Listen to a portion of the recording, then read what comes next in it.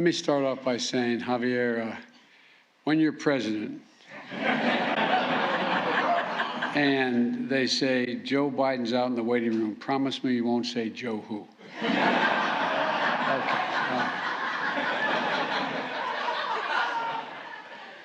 Thank you for that introduction, Javier, and for your incredible leadership and at such a young age down in Florida.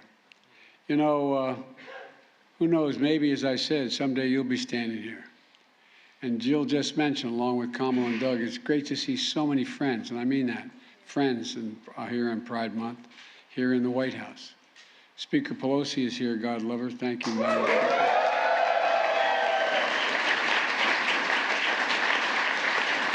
Majority Leader Chuck Schumer from New York.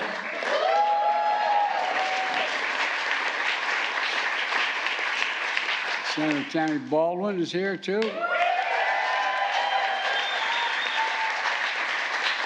Congressman Dave Cicilline is here. And the senator who took my seat in the United States Senate, a guy named Chris Coons. Chris. And other members of the Equality Caucus. There are too many other people to mention by name. I shouldn't probably have started, but I want to say I acknowledge Judy and David Shepard, parents of Matthew Shepard.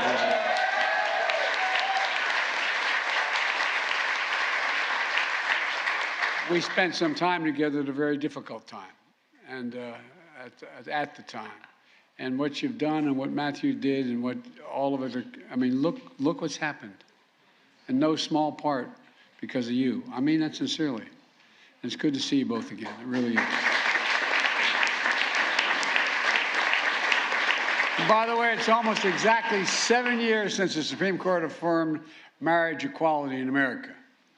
And Jim, you called me on the steps of the Supreme Court after that. Where's Jim? There you go. You called me. I got this phone call when the court decision came down, and Jim was standing on the, I think you were on the steps of the Supreme Court when you called me. And you said, well, we did it. We did it. We did it. The victory is not just for you and John, but for the whole country. The whole country. And Jim, it's good to see you, pal. It really is. You know, and as a point of personal privilege, I want to acknowledge Sarah McBride. Sarah, where are you?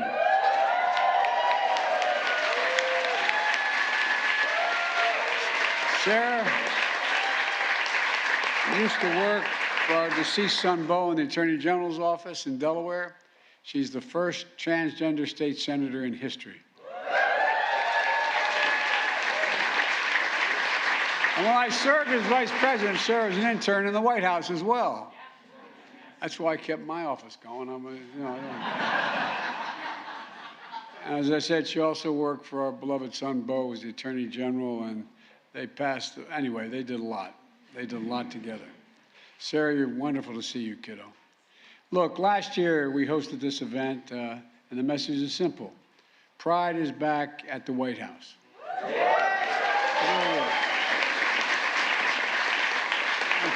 From day one, this has been the most pro-equality administration in history, led by guys like Pete Buttigieg.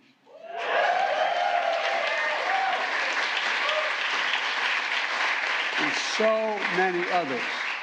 I think we have more LGBTQ plus people than any administration or every administration combined. No, I really mean it. I totally mean it. Because I promised when I got elected, I wanted my administration to look like America across the board. And we've done that. A record number of out and proud appointees at every single level of our government. And as I said, you know, Secretary Buttigieg, who needs no introduction, is doing an outstanding job of rebuilding America. And I mean that in a literal sense, and not just in terms of what he's doing in transportation, but he's helping rebuild pride in America. And you know,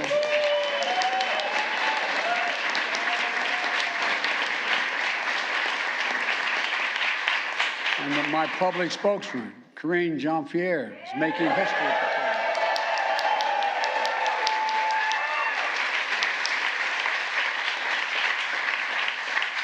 We're also joined by the Assistant Secretary of Health and Education and Human Services, Admiral Rachel Levin. And Undersecretary of Defense, Sean Steele. Where's the Undersecretary of Defense? There you go. Thank you very much for being here. The first and second transgender Americans to be Senate confirmed in American history. Let me say, as Commander-in-Chief, I'm proud to have ended the un-American ban on transgender Americans serving in our military.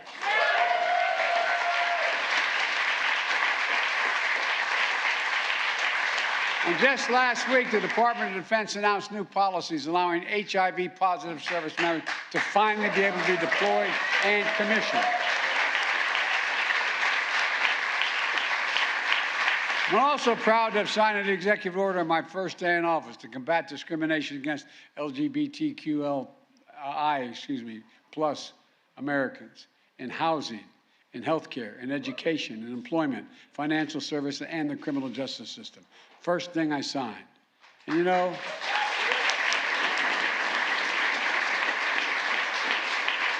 no one knows better than the people in this room we have a lot more work to do. A lot more work to do.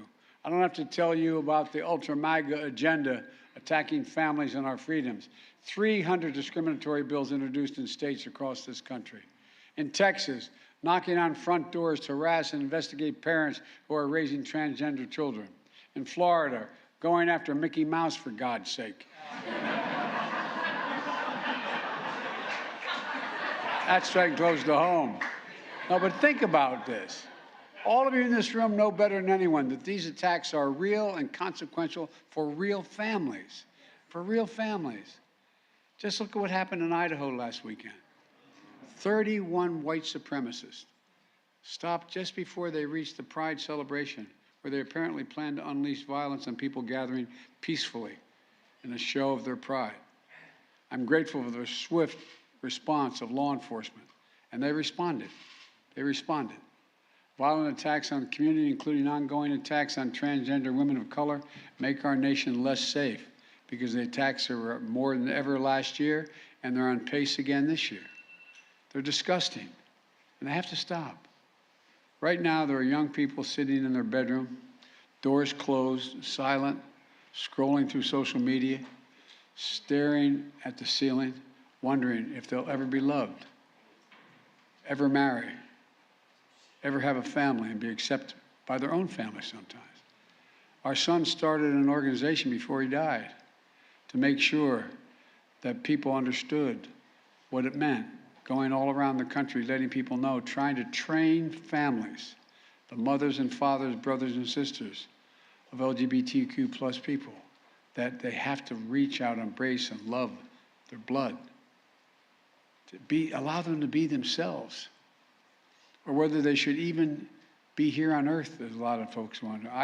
I found my friends, some of my gay friends, I've asked them, what was it like as a kid? I can't imagine what it's like. Locking yourself in that room and wondering, just staring at the ceiling, just wondering. And I would note parenthetically that we owe an awful lot to those early folks who had the courage to stand up.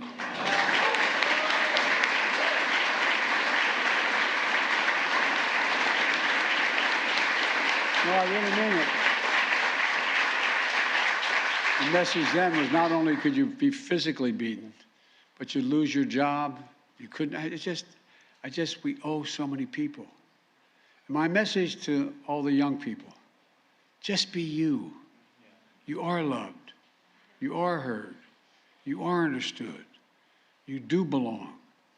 And I want you to know that as your president, all of us on this stage have your back. We have your back.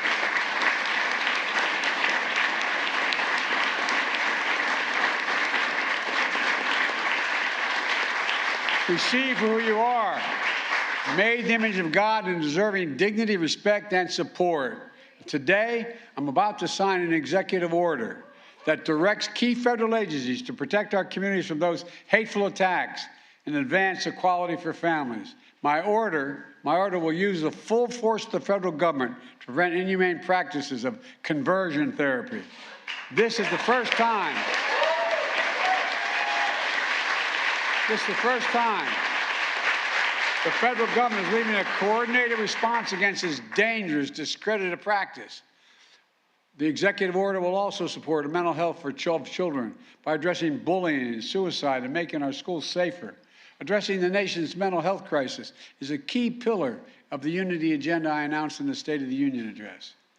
My executive order also will take on discrimination that children and parents face in foster care. I'm also going to support older adults so they can age with dignity. And also, there's a lot there that aren't. And we'll also do so much to protect and support our fellow Americans. But Congress has to pass an act as well, and that's the Equality Act.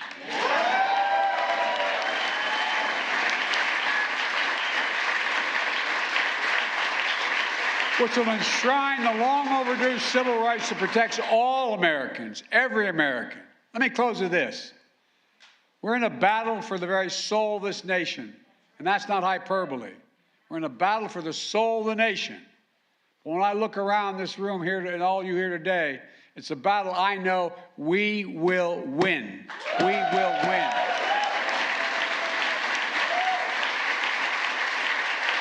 And we'll do so on the shoulders of so many people who are no longer with us, but who paved the way for us. People like Gloria Allen, known as Mama Gloria, who transitioned in 1950s and who passed away just 2 days ago. People like the legendary advocate, Mr. Vad. You know, I mean, this is, you go back and think of the people who passed away last month from cancer and who once said, the gay rights movement is the integral part of the American promise of freedom. To all here today, thank you, thank you, thank you for working to deliver the American promise of freedom. May God bless you all, and may God protect our troops. Now I'm going to sign an executive order. Joining me will be a group of young people who are standing up for equity and a promise of freedom, as well as a few other folks. So, folks, thank you. I know you've been standing a long time. Just sort of lean against one another. You're so crowded. We'll all work out, okay? Thank you, thank you. Thank you.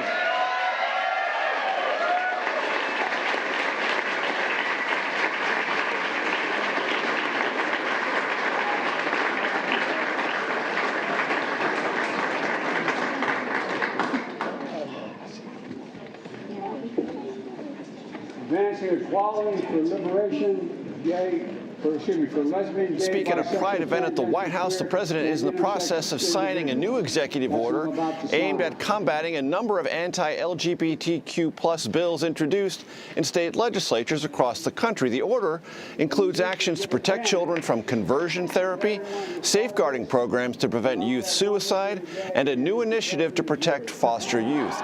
Now, we're going to take a quick break, but please stay with us. My colleagues Errol Barnett and Elaine Quijano will have the rest of the day's news ahead.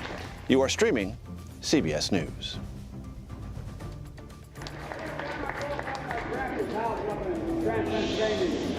Joey, keep the faith.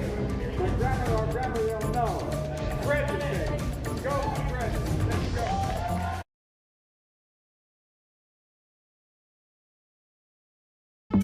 An original documentary from CBS Reports. It's gonna be big! The metaverse, the virtual world that's become a cryptocurrency casino.